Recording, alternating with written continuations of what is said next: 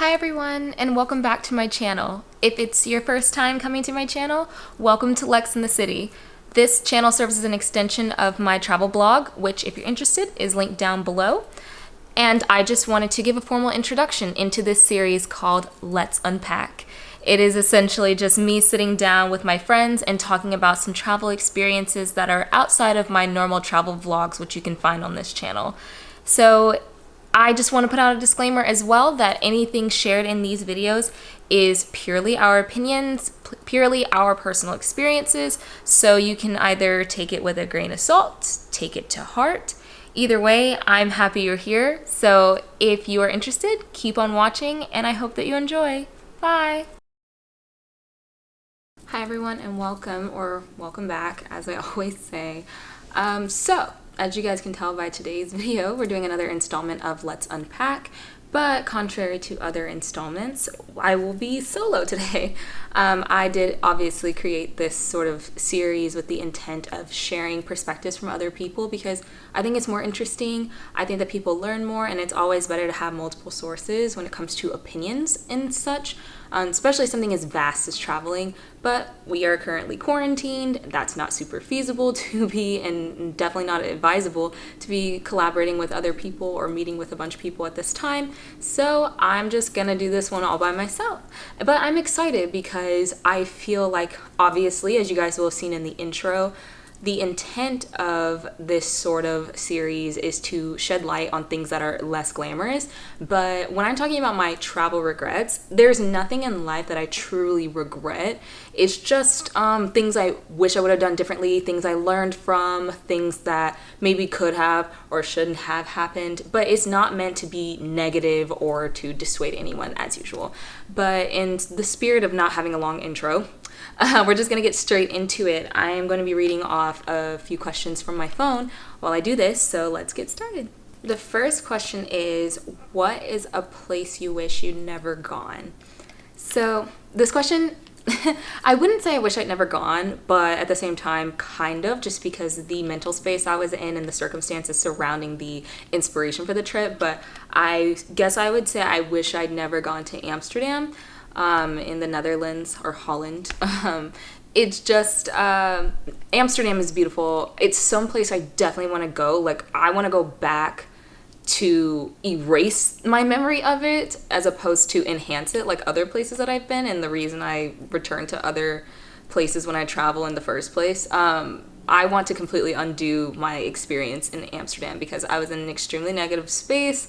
I just could not enjoy it in the way that I wanted to, and it just seemed like a catalyst of things that were happening that I don't want to relive. And if you want more details on what exactly that whole trip was about, what happened there, my whole feelings, I have a blog post about it and it's linked down below. So Amsterdam is a place I wish I'd never gone so that I could have a more positive first experience. Second question, a city or country you would never visit again? So I guess you should never say never. I would never turn down the opportunity to go somewhere again, go somewhere if somebody else wanted to go that I know that I travel really well with. But if I had it my way, I would probably never go back to Edinburgh, Scotland again. I've been there twice. It's beautiful. I think I'm going to say that about every place. Every place is beautiful because every place is different. It offers you something that is unique to its own place, but I didn't see a reason to go back ever again. I think I've done everything. I've seen everything that the city is kind of known for. Food's not great. There's not a whole lot to do. I don't know. If I had it my way, that's not a place I need to go back to. Like, it is checked off the list for sure. A country as a whole, I don't think I've gotten to that point yet, but yeah, I think I would draw the line there. A person you would never travel with again, and why? So, you guys thought I was going to call people out by name. It's not happening, but there are actually a handful of people I would never travel with again. Part of traveling is, it is a learned experience. All of it is trial and error, like anything else in life that you don't have a lot of experience doing. If you watched my Let's Unpack installment with my friend Ilse when we talked about the big post-grad trip, we talk about it in there, and it's time-stamped in the description of the video, where we talk about traveling with people, like being smart about who you choose to travel with, because you can't take it back once you're there, you can't undo it. And I want to do an entire video on this, choosing a travel companion or travel companions. But I definitely learned pretty quickly the type of people I know I can travel with well, and people that I will never travel with again. Anybody that I felt I don't want to travel with again has been in a group setting. It has been very specific to the person's attitude or the person's behavior on the trip, and probably the mindset they were in their life before they took the trip. It played a role in how they behaved and acted on the trip, and I was like, I don't want to say I'll never go with you again, because there are certain people that are linked to other people that it may not actually be avoidable to travel with them again. If it's like, I don't know, a big celebration, somebody's birthday, a milestone, like a bachelorette party, a destination wedding, something like that. But would I personally reach out to those people again, any of those people again, and travel with them? Absolutely not. That is not at all on my plan. And the reason why I wouldn't is just, I'm very big on, I think anybody is, I'm very big on energy. You don't want to be going on a trip with someone who's closed-minded, or someone that is very picky about the things they want to do, places they want to go, and things they want to eat especially. You don't want someone who is pretending they're laid back, and then the whole time they actually are very particular about their preferences, and it just makes it difficult for the whole group. As far as actual drama that's ever broken out on one of my trips with me personally and another person, that hasn't happened, because I make sure that that's not the kind of person that's coming on my trip to begin with. I don't make that mistake. And I won't if it's a trip I am spearheading. If I'm being invited on somebody else's trip, I can't say for sure, but I'm not going to be the one who is arguing with other people. So far, so good in that realm. But no, the people who I'm never going to travel with again in the capacity that we traveled in, they very much know who they are, because I made it clear in some way, shape, or form that we are not compatible. That's a no. Goodbye. Remove from cart. The next question is, a trip you wish you extended. I would say, I'd even take it to the domestic front. I would say both times I've been to San Francisco have been way too short. I love that city so much, and you should check out my San Francisco vlog from my 24th birthday. But another trip I would probably would have extended is New York as well. That's just a city you need a minimum of a week. You also need a minimum of a month's worth of savings to have fun for a full week. But it's a city that is so small yet so large. And when I say New York, I'm talking about New York City, not the state of New York.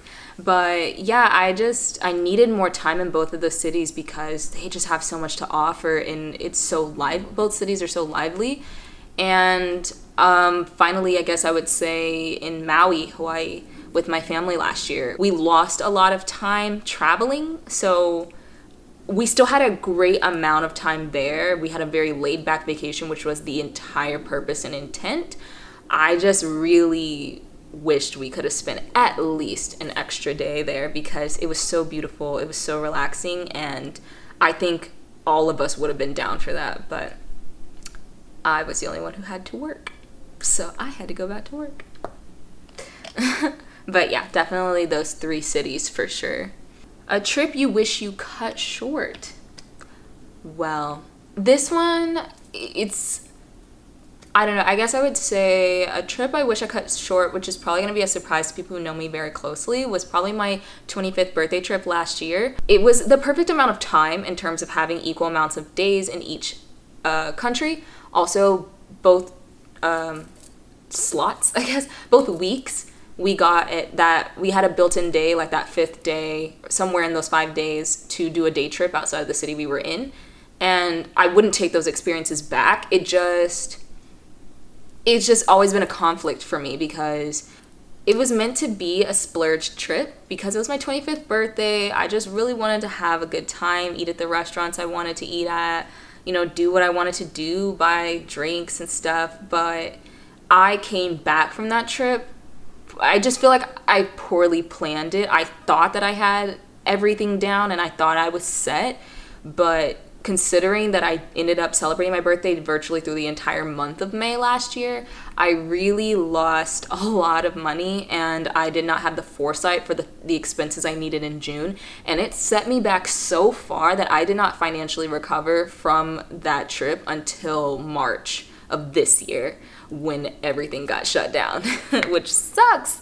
But because I was finally going to start living my life, but you know what? More time to save, I guess. But yeah, it just really set me back financially. And I, halfway through the trip, I guess a couple days into, once we got into France, I really started to feel less enthusiastic about the trip because I was just getting really stressed out and upset about my own personal spending. It had nothing to do with the person I traveled with, which is my friend Cynthia. It had nothing to do with the actual experiences there themselves. It was just like, I needed to go back home. I needed more money, and I should have been smarter earlier in the month. I just really thought I had a better grasp on it than I did, and I had to pay the price, literally. So that's definitely a trip I would have cut shorter in retrospect, or I would have cut that trip shorter to retain the other experiences I had that month, celebrating with friends literally all around the world. So yeah, I probably would have done that. Another one, which is kind of like, I don't know if I would have, maybe I would have. It was probably my trip to the Dominican Republic with my friend Ilse. We stayed in Cabarete, not at all because of the trip, or again, because of Ilse or anything like that. Something that I should have, and I'm kind of beating myself up about it because it would have made for a very funny vlog, at least in retrospect. We went through a rough time. If you want to read the blog post about it, it's also linked down below. I didn't really detail a whole lot of it, but there was a day where where like the water got shut off in the city. We were already working with no Wi-Fi, which was something that was not super anticipated because of a lot of things. And then we had no hot water just because we were staying in a small beach house with from Ilse's grandparents. It's their beach house. So yeah, so it was like, such first world problems that it was just funny to experience together, because even though she's been to that house multiple times through her life, every year at minimum, it was just like one thing after another, and it was comical in retrospect, and it was even sort of comical then, kind of like the next day when we did get water. We were even talking about like, oh my god, why didn't I record us having our real-time reactions to the fact that we had like no hot water, we had no water, we had no Wi-Fi, we had no AC, like we were just truly roughing it. And I'm so mad, but it's also, when it was happening, I was stressed and I was trying to keep it cool and trying to understand that this is island life and that this is a real look into different circumstances and environments across the world, countries that are not like the US. And I was trying to just keep that in perspective and not stress myself out. So the last thing on my mind was pulling out my vlog camera. But, just because of the circumstances, because that was like day 3, I think, out of 5. We were leaving on the 6th day. So I may have cut it by like 1 day just because I was exhausted and felt gross and wanted to like go home. But, go home to get like a hot shower and, sleep in my bed and stuff. But not at all because of the actual experience that I had with Ilse or on the island, because the Dominican Republic is a beautiful country and I want to go back. I just would do it a little differently. So maybe I'd cut it a day short. Maybe. Something you always regret packing. I always regret packing workout gear. I convince myself that I'm going on these trips, and these longer extended trips, especially abroad, that, there's going to be one day that I might do some physical activity, might get out, might go for a run. I never do. I do bring athletic gear so that if we do something physical, it's there. So I'll always bring the clothes, but I always pack multiples of it, and it's stupid. I go to LA and I'm like, oh, well, I'll be at my aunt's apartment for most of the day while the rest of the world is working, so maybe I'll go to her apartment gym. I never do. So I don't know why I continue to do it if I absolutely know for a fact there is no built-in physical activity on my itinerary. I regret packing gym gear every time. I don't know what like delusional world I live in. I guess it's kind of like people who, and I'm guilty of this as well, I think everyone does this, people who pack clothes that they never wear at home to wear on the trip, thinking they're gonna like bust out of their comfort zone. If you pack your whole suitcase like that, you have no choice, but you packed that dress, that top, those jeans, whatever, because you thought you were gonna wear it because you haven't worn it in the 2 years it's been tucked away in your dresser or whatever.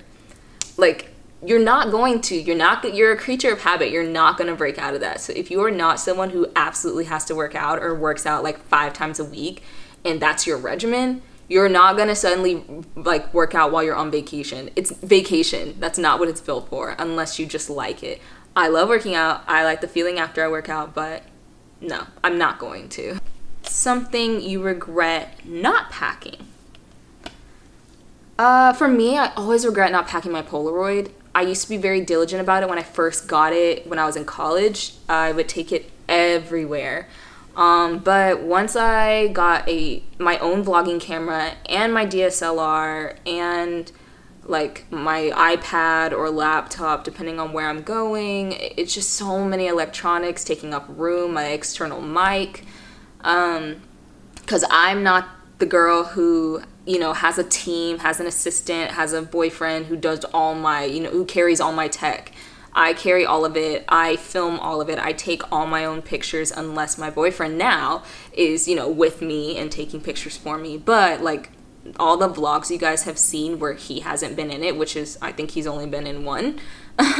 It's me doing it all. It's me getting the photos for the blog posts. It's me getting the photos for Instagram. So it's just too much to carry, and a Polaroid is bulky. So, but then we have these nights where it's always the nights, the nights with my girls, and I want a really cute photo. And of course, they have apps now where you can edit it. You can get them printed on an HP Sprocket or anything like that, where you can print it in a Polaroid size. But I just love Polaroids. I never, I want to start carrying it more. So I guess I can sacrifice the space that I would reserve for some workout clothes and stick my Polaroid in there and just be sort of like strategic about when I want to use it and make sure I use it to justify bringing it. And finally, travel advice you wish you'd known. So this is actually a hard question. I guess I would say I wish, one, I'd known more about foreign currency exchanges while you're traveling. Honestly, if I'm being 100% honest, I still couldn't tell you the best places to exchange your money. That's gonna take more traveling to places where I'm not super familiar with the currency, and again, trial and error, unfortunately, because you can read about it and there are various answers to it. So I wish that I had gotten more of a rundown on how foreign currency exchanges work, so that I'm not destroying my bank account thinking I'm getting a good deal. I wish somebody had told me, speaking of foreign currency, I wish someone could tell me what the difference is when someone gives you the card with the portable pad that the waiters and waitresses bring to your table, and you're supposed to select your currency or the local currency. I still don't know. It's kind of a gamble. To me, it's the same as when someone asks me if I want a receipt. It's totally trivial. It's based on nothing. It's yes or no. I don't know. I just say whatever comes out of my mouth. So if you know anything about that, honestly, I'm going to stop right here and just say, if you know anything about the best places to exchange your money, the best what you should select when you're given those options on a keypad or a payment thingy, whatever they're called, please let me know down in the comments. Please, please, please let me know, because I don't want to be losing money and I'm tired of Googling and getting different answers. More travel advice I wish I'd known, because I don't have just one piece of advice I just wish I'd known and want to live by. I obviously want to continue growing and being a smarter traveler and a more observant traveler as well. So I guess I wish someone would have told me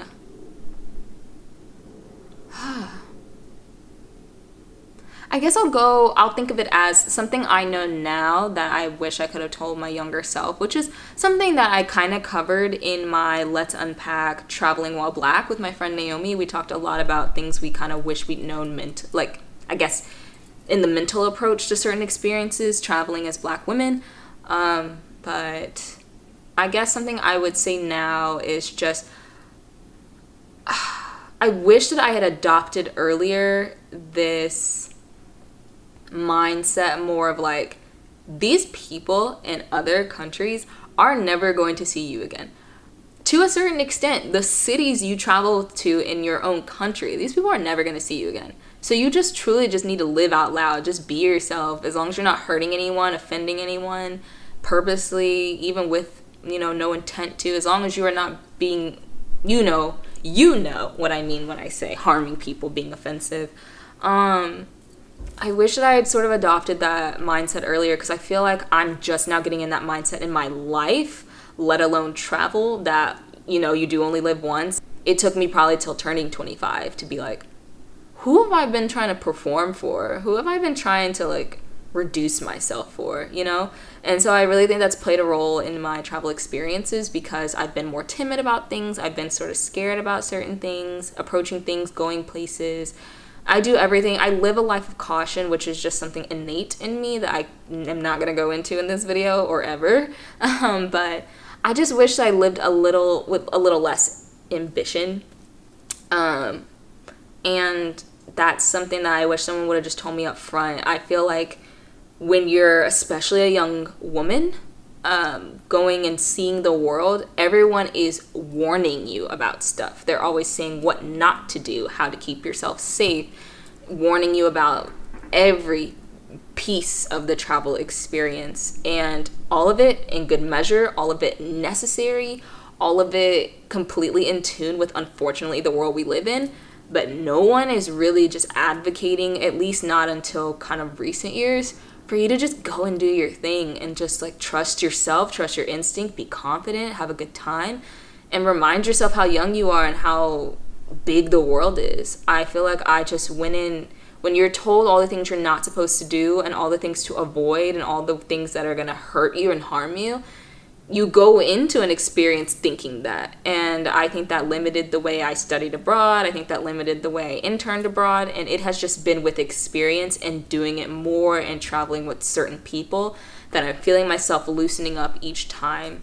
But I just wish I would have grasped it earlier, because life at 25 is definitely not even going to be the same at 27, 28 and on. It's just going to be different every time. And I just wish I kind of had a more like carefree early 20s when it came to traveling. But at least I know now, I'm not waking up at 37 being like, what was I doing? I'm glad I've traveled at all. Some people never do. So that's sort of the advice I would give my younger self, or wish that someone would have imparted on me when I was starting out, like really exploring traveling.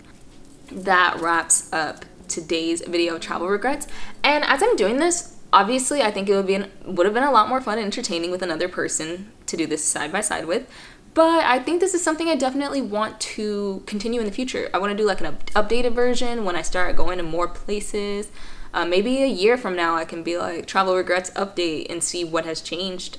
Maybe I can just film with another person and just get totally their perspective, or they can ask me questions instead of me asking myself questions, or anything like that. Like, I think anyone hearing about regrets, it's just funny. But I do also want to say, like I said at the beginning, when I think about a regret, it's just sort of like, I don't truly regret anything, because everything is a learning experience. And I wouldn't take things back, because then I wouldn't be the person I am, or think the way that I do, or live life the way I do. But what I just mean is like, if it's time, if it's energy, if it's a different person, if it's just any little thing about the trip that I could have changed, that would have made it the perfect trip. But then that's why we travel, right? To keep having these experiences and have stories to share. So I hope you guys enjoyed this video. I hope you guys, again, are staying well, being well, feeling well.